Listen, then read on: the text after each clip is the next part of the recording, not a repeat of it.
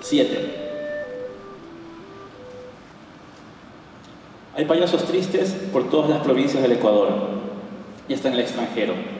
Algunos viven más tristes que otros y suelen moverse por el camino de lo lamentable, porque en el fondo lo suyo es una lucha para evitar una extinción que consideran reversible. Varios prefieren vivir bajo la sombra de fantasmas, de eso que pudo ser y nunca fue. Esa quizás sea la real tristeza de los payasos tristes. No son los más lamentables. Los peores suelen ser aquellos que quieren salvarnos.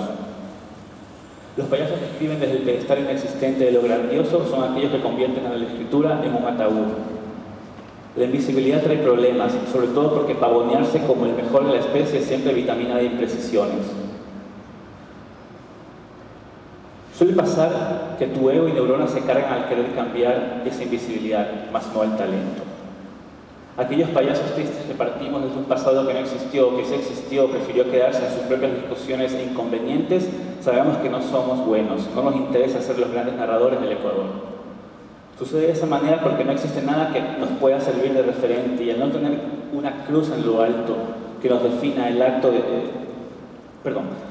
Sucede de esa manera porque no existe nada que nos pueda servir de referente y al no tener una cruz en lo alto que nos defina el acto de fe, no necesitamos creer en algo particular.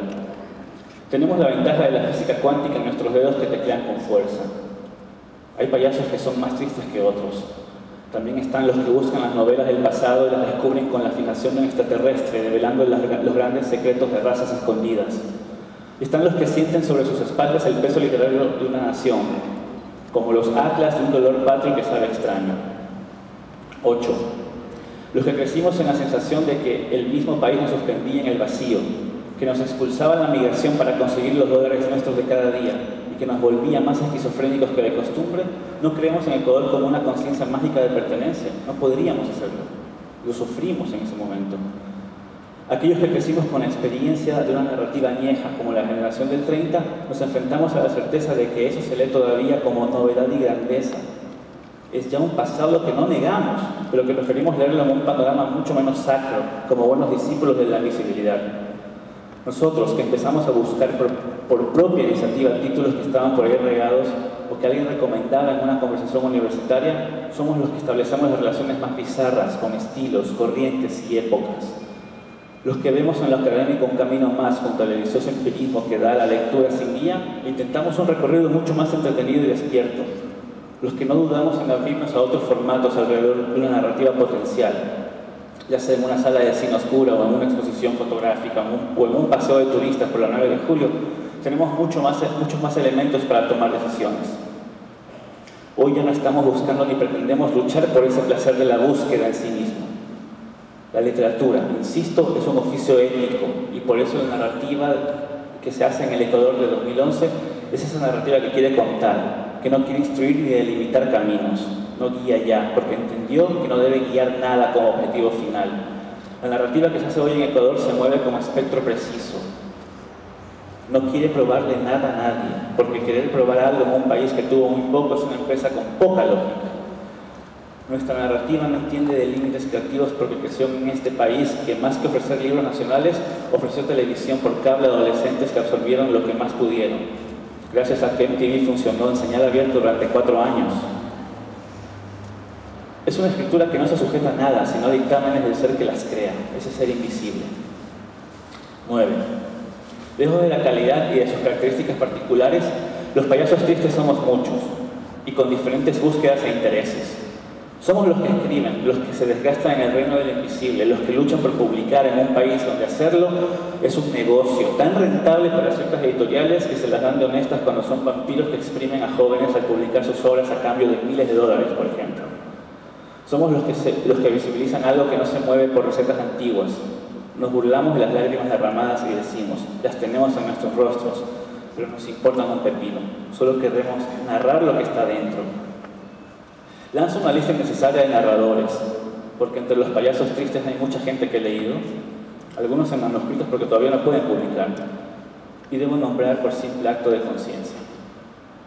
Jorge Izquierdo, María Valladares, Luis Borja, Yanko Molina, Solange Rodríguez, Edwin Alcaraz, Sabrina Duque, Bolívar Lucio, Juan Fernando Andrade, María Fernanda Ampuero, Jorge Luis Cáceres, Eduardo Adams, Pablo Cáceres está por acá, Esteban Mayorga, Juan Secaira, Andrés Cadena, Silvia Stornaiolo, Miguel Antonio Chávez, María Fernanda Pasaguay, Luis Alberto Bravo y Denise Nader, entre otros. Lo único que hago con esto es decir que hay mucha gente que se enfrenta a la narrativa asumiendo sus riesgos, jugándosela, por un punto de vista al escribir, por sus ideas y obsesiones, no por reivindicar algo que los trascienda, sino para contar una historia de la mejor manera. No importa el lugar ni las referencias ni el lenguaje en el pasado. Hoy los personajes caen desde las alturas con el vértigo reducido a cero. Las jóvenes ven a la Virgen y sustentan negocios alrededor de sus visiones porque lo divino es atención. Los grupos de rock son anclas de vivencias mucho más intrínsecas del ser humano y que poco tienen que ver con el desenfreno. Las estrellas del porno son representaciones del migrante que debe sobrevivir en lo que sea para entender las distancias. Los matrimonios deshechos son señales de alerta para la confianza gratuita. En fin, son temas de la vida que no varían, que nos definen y rodean, que siguen siendo reveladores de quiénes somos como raza. 10. En síntesis, no negamos el pasado nos negó. No aborrecemos lo de antes vino a quedarse y se niega ahí. Al final del día, la ventaja de ser invisibles es una paradoja completa. No se trata de escribir alejado de lo que pasó y no pasó.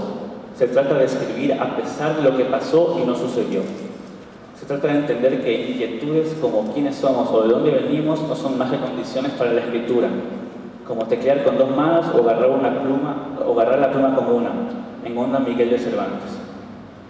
Los payasos tristes somos los que hemos visto con calma el destino y no nos hemos desesperado por la invisibilidad. Hemos preferido hacerla parte de nosotros y escribimos a pesar de ella.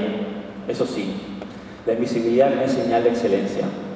A veces los payasos tristes empezamos a sonreír de más y asumimos que el logro es que hablen de nosotros, que nos toquen, que nos sentencien como ejemplo. Otras veces entendemos que hablar de redes sociales o de drogas hechas en laboratorios o de orgías donde extremidades se confunden como gusanos en espagueti es la verdadera revolución literaria. Y nos equivocamos. Los invisibles podemos hacer mucho ruido casi siempre. Y ese ruido suele ser la demostración de las pocas nueces que hay por ahí. El camino está en entender que la narrativa es un diálogo y que si la escritura intenta romper el pasado por el placer de romperlo, no abre espacios, lo cierra.